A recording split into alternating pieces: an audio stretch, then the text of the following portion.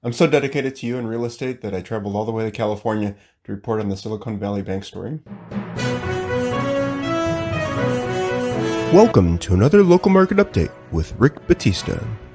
Hey Chicago, welcome to another monthly market update. We'll be covering February of 2023, the second month of this year, in case you're keeping track. And yes, Norm Masoon and I just returned from California. And I'll share with you some fun photos and even a little video later of us as we were trying to crack the story about what happened in Silicon Valley. But first, let's cover the market update. As always, we'll start off with some fun facts, and then we'll share a little bit of my insight and personal experience with you thereafter, so strap in. Fun facts, market time. In its continued effort to curb inflation, the Federal Reserve raised its benchmark interest rate in February by a quarter percentage point to 4.5% to 4.75%, its eighth rate hike since March of last year, when the interest rate was nearly zero.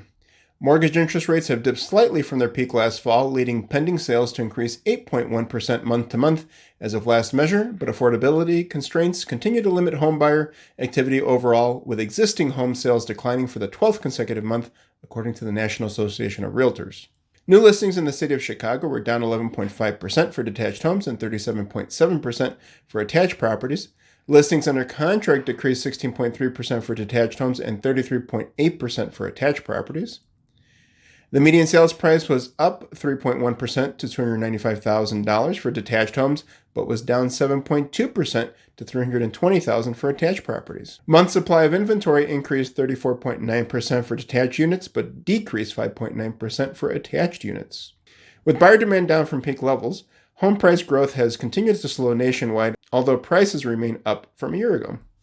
Sellers have been increasingly cutting prices and offering sales incentives in an attempt to attract buyers who have continued to struggle with affordability challenges this winter.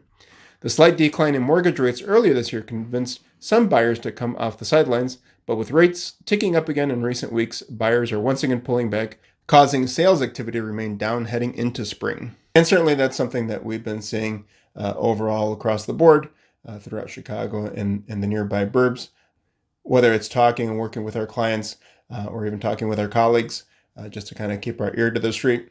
Things have been going up and down. The market's stabilizing. We're trying to find its own voice, I guess you can say. And that's just going to happen, especially when rates are going up and down. And the mainstream media likes to keep on throwing out scary headlines. Sometimes I think they just do it to see what's going to happen. Because no matter whether society's in the upswing or downswing, they're going to have something to report on. So returning to the Silicon Valley Bank story, I do want to seriously share some thoughts with you.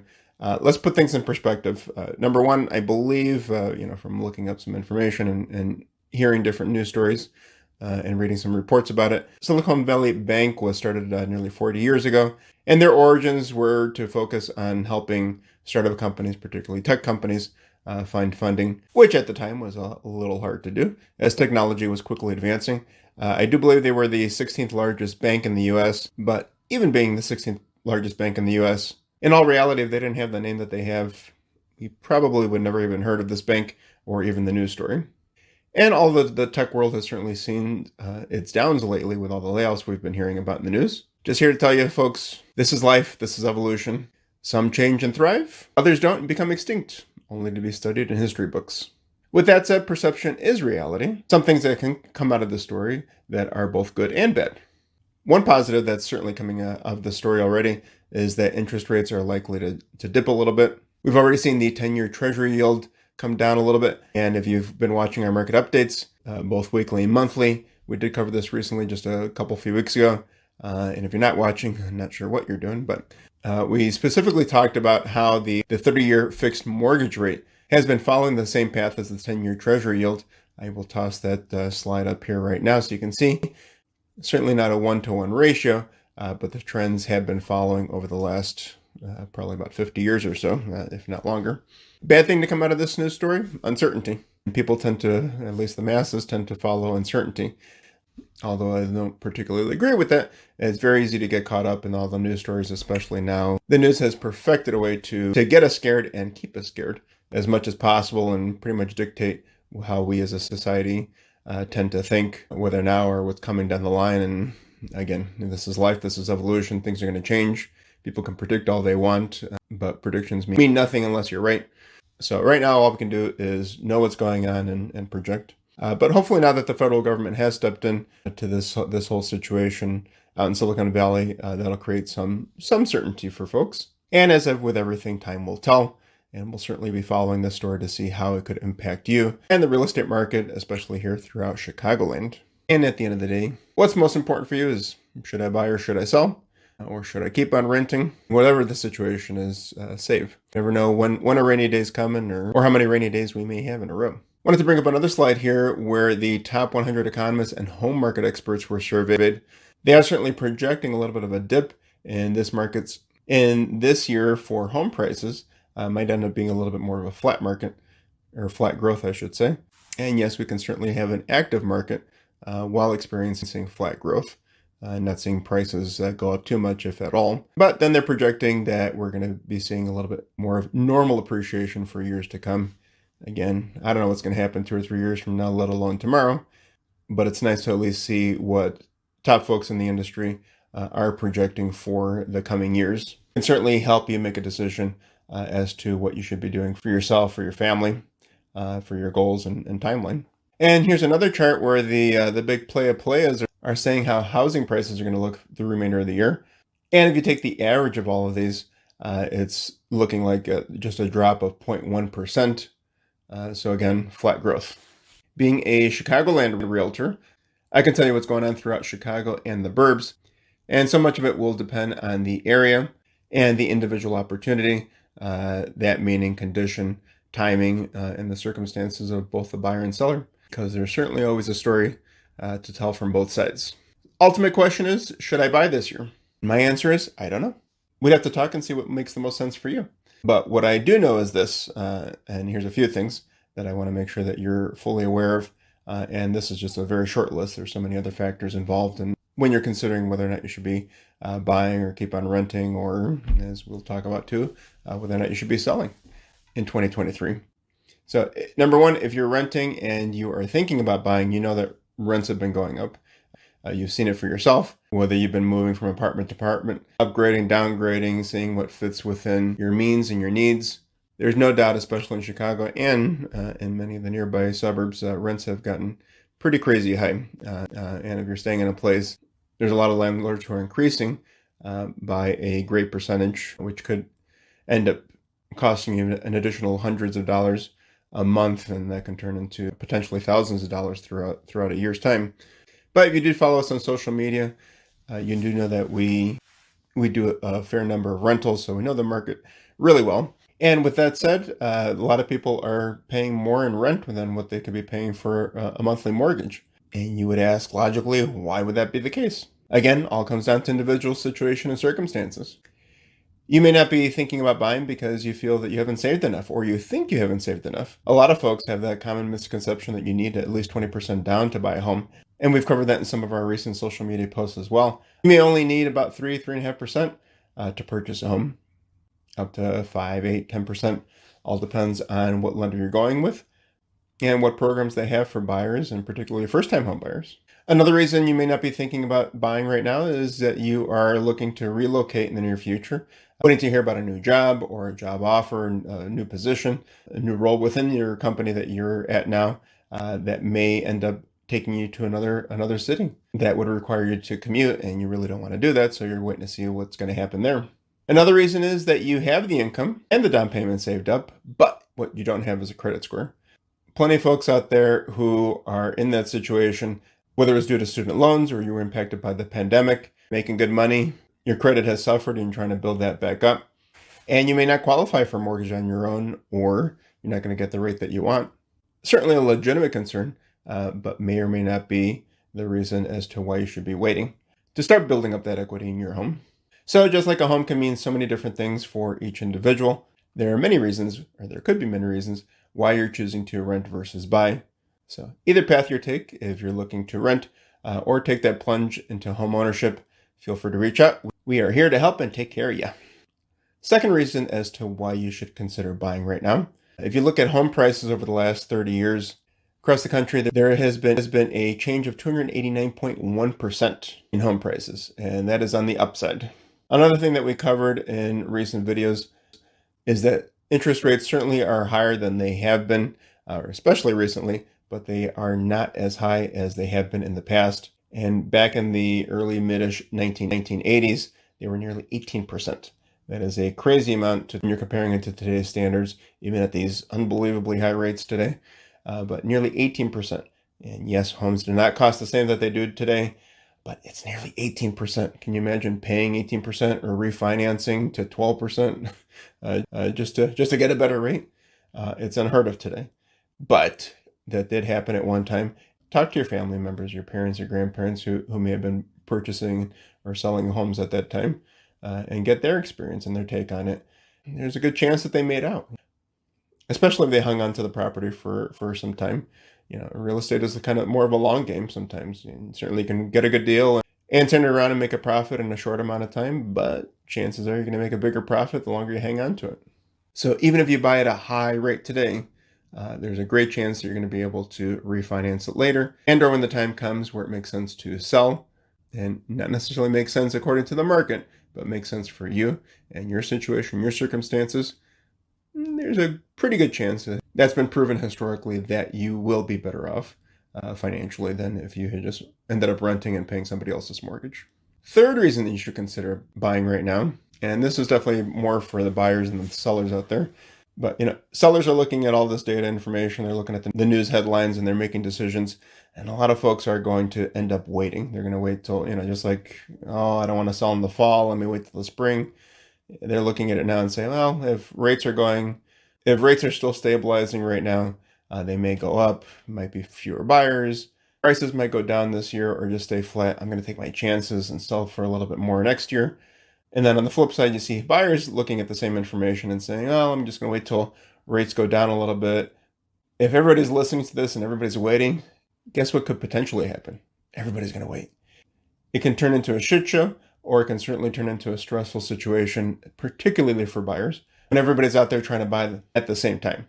And usually, I'm not saying it's not going to be stressful, but usually what happens in those circumstances is that a lot of new realtors flood the market. There's a lot of people out there without the industry knowledge or the experience to help represent you, whether you're selling or buying. And then just overall, it creates a very frenzied environment where you're having bidding wars and potentially overpaying for a house. It could cause you to have some icky feelings immediately after, or maybe even a year or two down the road.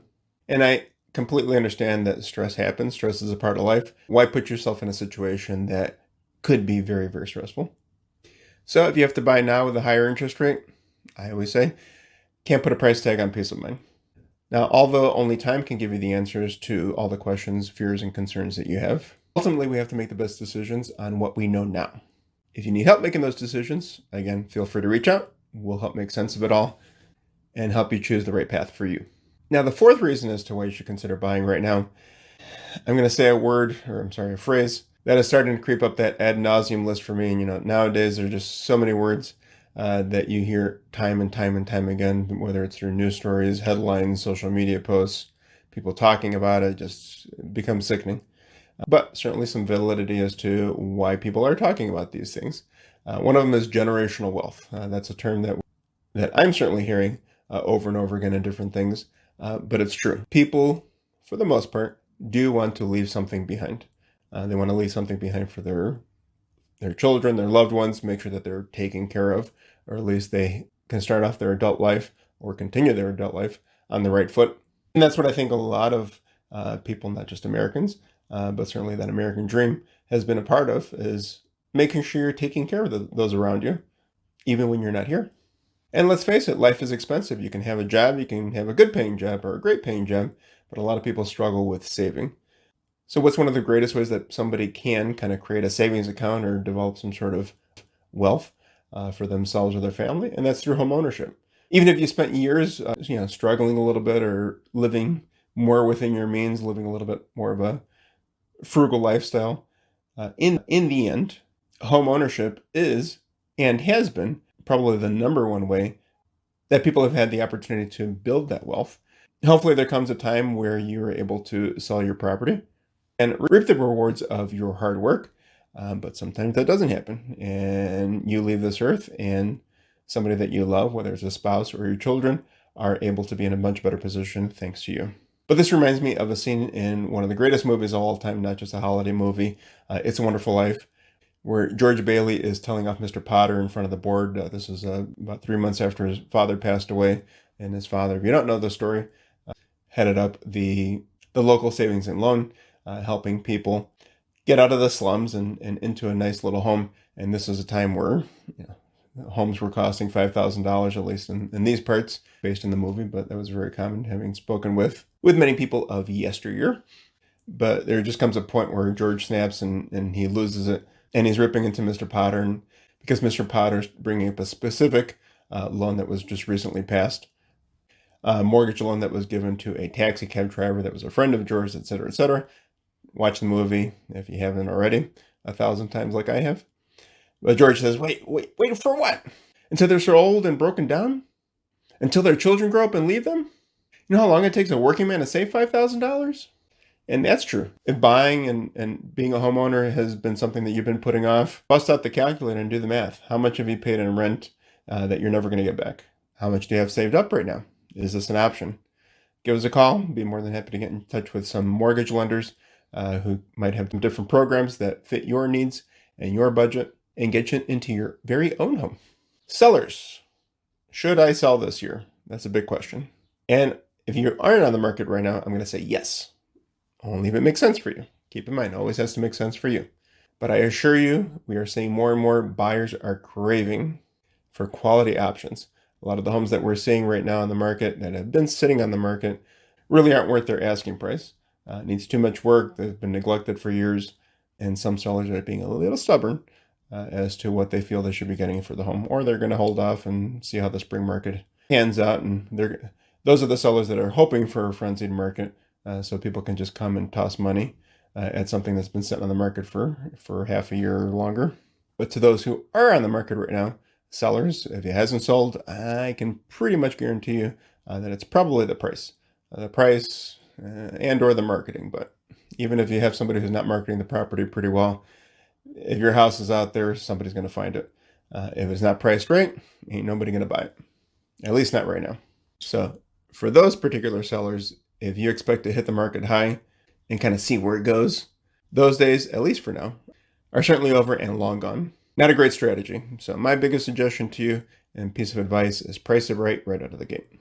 If you do that, I can almost and nearly 100% guarantee you that you will have a great deal of interest, possibly multiple bids, and sell for a fair price, whether it's very close to what you're asking, or in some cases, a little bit over what you're asking. So if you're on the market right now and not seeing the results that you would like, feel free to give us a call. We're ready to have some tough conversations, if needed, to get you the results you do need. It may not be what you want, but it certainly can be what you need. So now that I've covered these fun facts and shared some insight with you, I say, everyone, chill the bleep up, okay? Focus on yourselves, go about your business, pay attention to what's going on around you, but change with the times to both meet your needs at the time and or your goals for the future. Now let's dive into the numbers. So from fun facts, we go to quick facts, and please keep in mind this is for residential real estate activity only in Chicago proper, the 77 areas of Chicago. For closed sales, so we were down 36.7%. That was a 1-year change in closed sales for all residential properties. The 1-year change in homes for sale was down by 17.1%.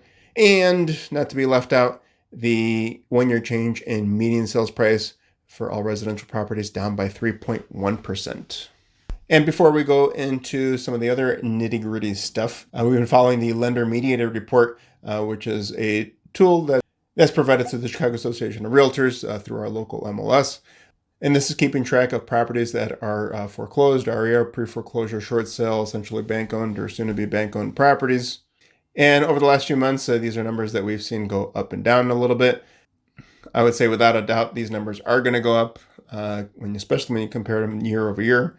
And during the pandemic, there was a moratorium, and banks were trying to do what they could to keep homeowners into their home rather than letting them go into foreclosure or short sale and lose their home. And a lot of people were in a situation where they had equity because of the way that the market was going really nutty. So even if they had a property that wasn't the hottest, it was a hot market and they were able to sell thanks to that equity.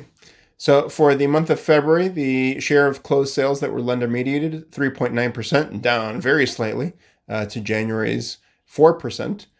December, we saw 2.7%, November 2.4%, October 1.7%, and September 2.2%.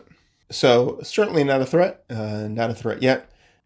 There's other information that we have put out there on our social media platforms talking about why the housing market today is not the housing market of 2008. Everybody out there crying and saying that there's this big, huge bubble that's forming, very different circumstances, and be more than happy to have a conversation with you and go more in depth about that. But don't listen to everything you hear. Now let's take a look a little bit more detail about the entire city of Chicago. For the purpose of this video, we're going to be covering detached single-family homes only. This report also has information for attached single-family homes, attached being condos and townhomes. If you'd like a copy of this report or any of the other reports that we have, I'd be more than happy to share them with you. We can send them over via email with PDF attachments. So for the month of February, all residential properties, and the rest of these numbers, we're going to be comparing two categories. One, February of this year to February of last year, 2022, and then comparing year to date, so through February 2023 and through February 2022. New listings, we wrapped up last month with 1,166, down by 11.5%. Year to date, we're at 2,442, down by 4.6% year over year. Closed sales, big dip, 441 last month, down by 40.6% comparing to last year's February. Please keep in mind, rates were so low, very, very different market, so do not panic, folks. Year to date, 906 to 1506, down by nearly 40%. Homes under contract, those that are contingent or pending, we saw 747 last month, down 16.3% compared to the February prior, and 1,352 year to date, down by 23.7% year over year. Median sales price being the number that's smack dab in the middle, equal number of homes sold for more than and less than this number. 295K last month, up by 3.1%. That's promising. Year to date, 276.5. That was down 4.5% year over year. Now, looking at average sales price, that was also up comparing the two Februarys. Average sales price last month for a single-family detached home, $431,792, an increase of 2.6% over last year's February. Year-to-date average, $394,971, down by 6.1% year over year. And here's one statistic that I found very interesting, and I certainly wanted to share with you. The average list price last month was $469,062, which was down considerably to last year's February by 12.2%. Year-to-date, $470,844, down by 8.4% year over year. It's a fair indicator, at least for the month of February, that we are going to see a little bit more of a flat market and perhaps see prices either go down a little bit or depending on where you're located and what the circumstances are, especially what kind of property you have and how well it's been maintained, we may see some home prices go up in certain areas. But we're halfway through the month of March. Let's see how this month plays out next month as we're going into the spring market. Percent of original list price received. This is something that we've been talking about at great length.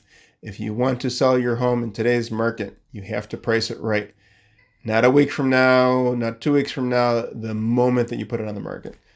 You become instantly vulnerable if you hit the market high. So please, sellers out there, let's have an honest conversation. Feel free to reach out to me or talk with your broker that you're already working with.